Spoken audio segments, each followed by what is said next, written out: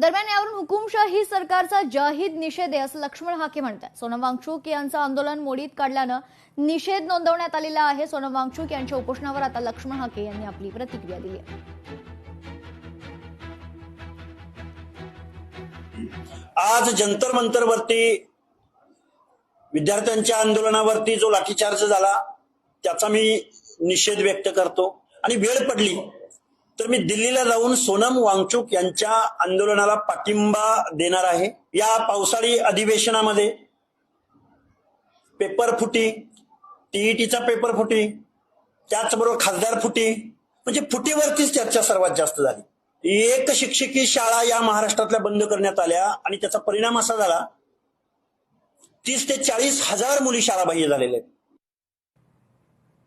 तर अभिजित दिपकेंनी आज उपोषण सोडले। सोनम वांगचुक यांच्या विनंतीनंतर दिपके यांनी हा निर्णय घेतला। 48 तासानंतर दिपकेंचं उपोषण मागे घेण्यात आलेलं आहे।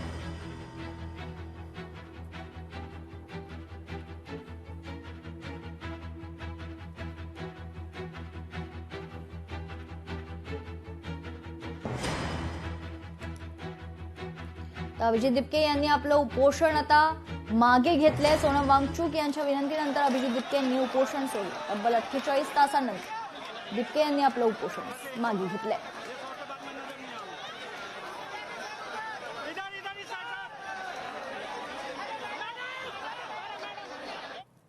तर दुसरीकडे दिल्लीतली खरं तर आंदोलन चिघळल्याचं माहिती आहे। आंदोलकांवर पोलिसांनी अश्रुधुराच्या नळकांड्या फोडल्या। संसद भवन परिसरात सुरक्षा देखील वाढवण्यात आली आहे।